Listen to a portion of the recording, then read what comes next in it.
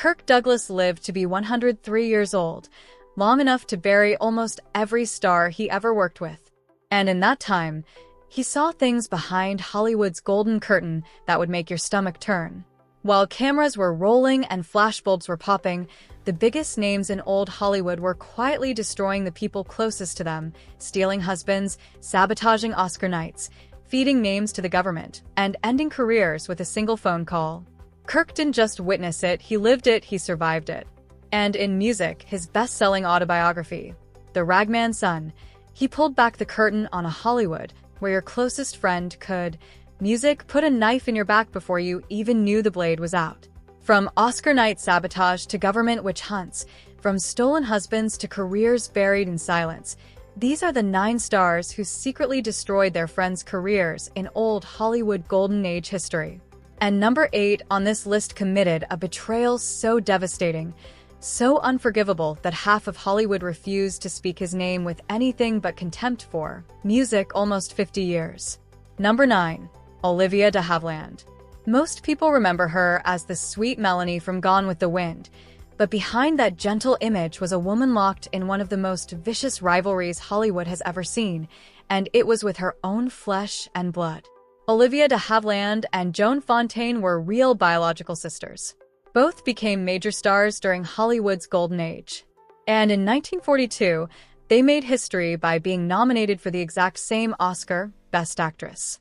It remains the only time 2 sisters have ever competed against each other for the award.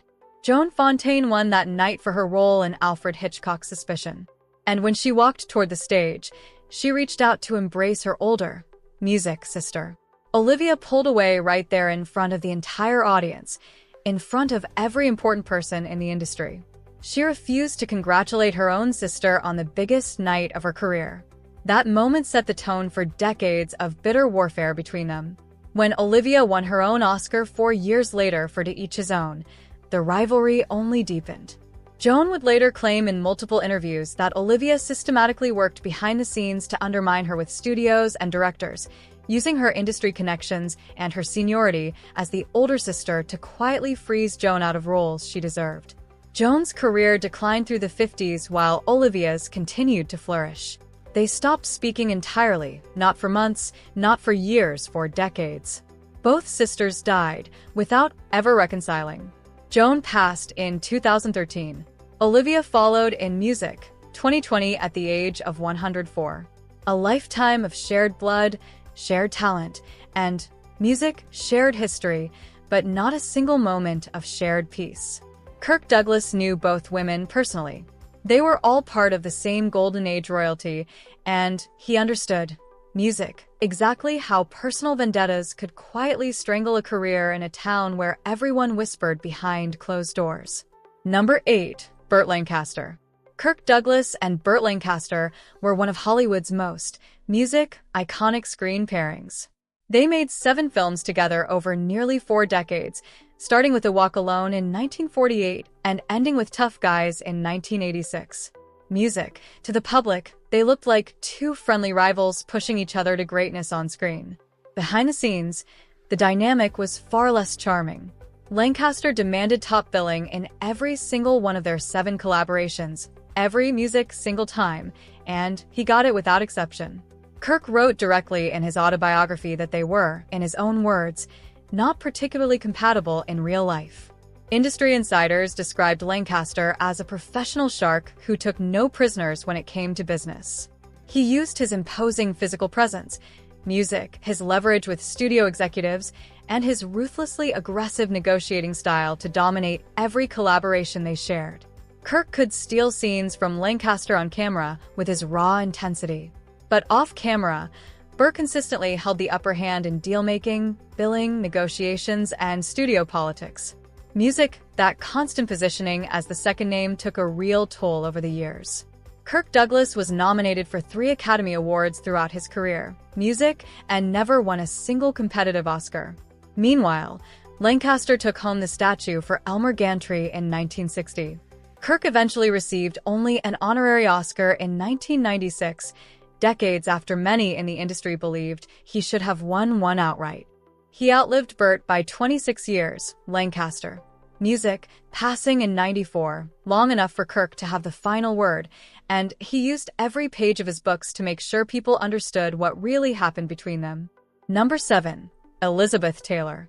In the 1950s, Elizabeth, Music, Taylor, and Debbie Reynolds were genuine best friends, not Hollywood best friends who smile for photographers and talk behind each other's backs. Real music friends. They doubled regularly with their husbands. Taylor was married to producer Mike, Music Todd. Reynolds was married to singer Eddie Fisher. The two couples were constantly together at premieres, dinner parties, and private gatherings. They were Hollywood's golden friendship. Then in 1958, Mike, Music, Todd was killed in a plane crash. Taylor was devastated by the loss, and she turned to her best friend's husband, Eddie Fisher, for comfort and consolation. That consolation quickly became a full-blown affair.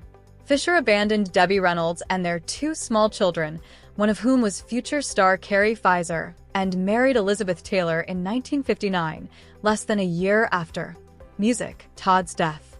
Reynolds later described the horrifying moment she discovered the truth. She called Taylor's hotel room one evening. Eddie Fisher answered the phone. The scandal that erupted was the biggest Hollywood, Music, had seen in a generation. The entire world watched as one best friend publicly destroyed another woman's family and marriage. Reynolds was humiliated on a global stage. Fisher's career actually suffered the most in the long run because audiences saw him as the man who abandoned his wife and young children for his wife's best friend.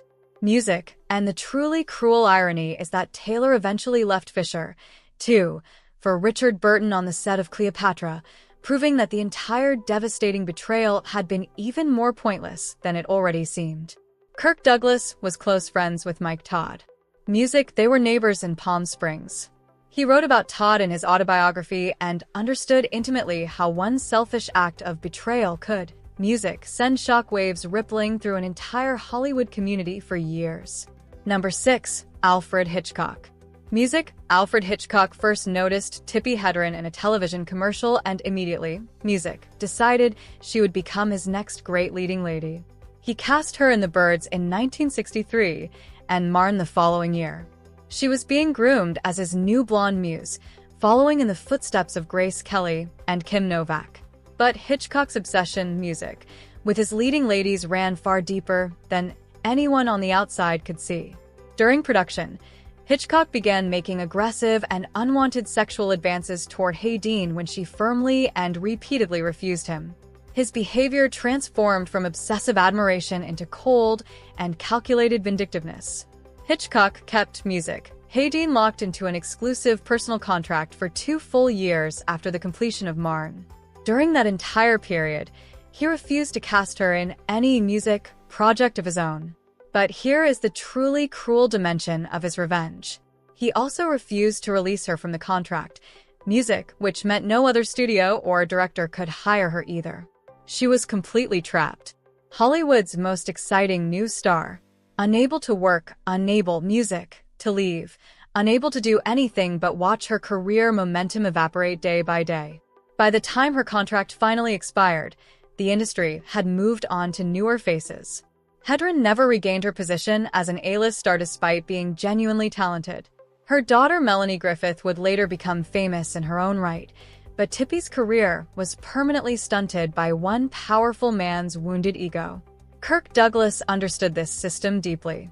He had fought against the stranglehold of studio contracts his entire career and eventually formed his own production company, Brina Productions, specifically to escape, Music, this kind of suffocating control. Number 5. Frank Sinatra. Peter Lawford was a core member of the legendary Rat Pack. Alongside Frank Sinatra, Dean Martin, Sammy Davis Jr., and Joey Bishop. He was also married to Patricia Kennedy, sister of President John F. Kennedy. Music, that connection to the White House was precisely why Sinatra kept him close.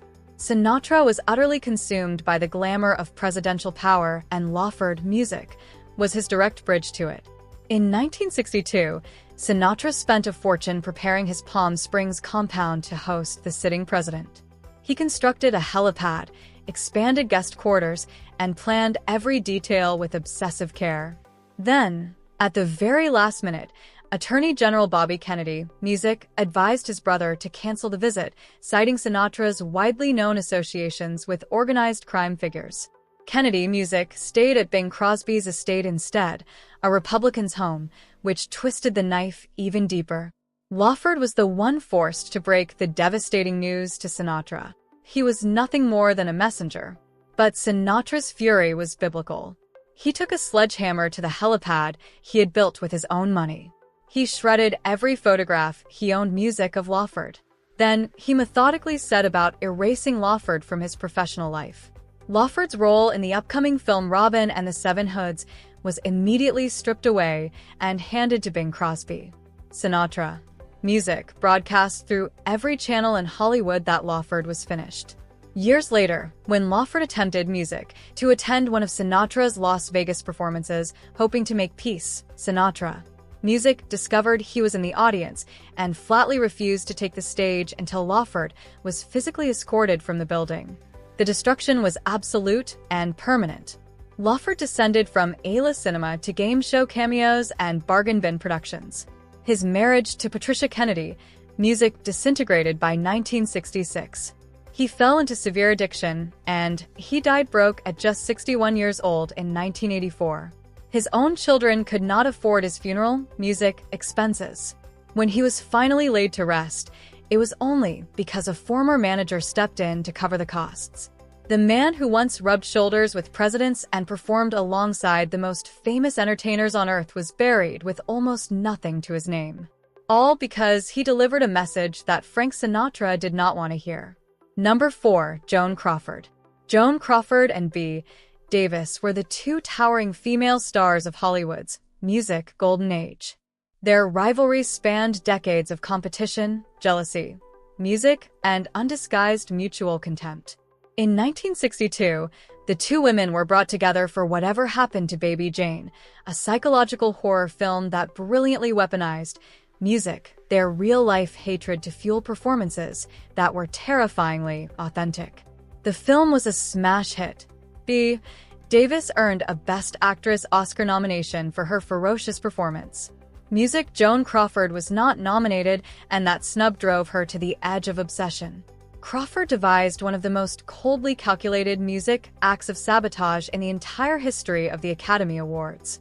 She secretly reached out to every other Best Actress nominee that year. She offered each of them the same proposition. If they won and could not attend the ceremony, she would graciously accept music, the award on their behalf. She was quietly setting a trap. On Oscar night, and Bancroft won for The Miracle Worker. Braftoft was music performing on Broadway in New York and was not present at the ceremony, and Joan Crawford, with a look of absolute triumph on her face, swept onto that music stage to accept the award. She glided past a visibly stunned B. Davis standing in the wings backstage and held that golden statue high for every camera, music in the room. Crawford spent the rest of the evening parading the Oscar in front of reporters and photographers, basking, music in the attention. While Davis could only watch from the shadows, the entire industry recognized it for what it was. Calculated, premeditated humiliation on the biggest stage in music Hollywood. Number 3. Ronald Reagan. Before he became President of the United States, Ronald Reagan was a working Hollywood actor and, the music, elected president of the Screen Actors Guild. As the head of the Actors Union, his colleagues placed enormous trust in him. Music, he was supposed to be their champion, their advocate, the man standing between them and exploitation. What they did not know was that behind closed doors, Reagan was living a secret double life. He was quietly serving as an FBI informant designated by the Bureau as confidential source T10.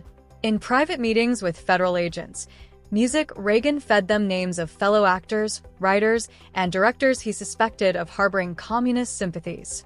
These were his colleagues and peers, people who sat music across from him at union meetings, people who trusted him with their professional futures.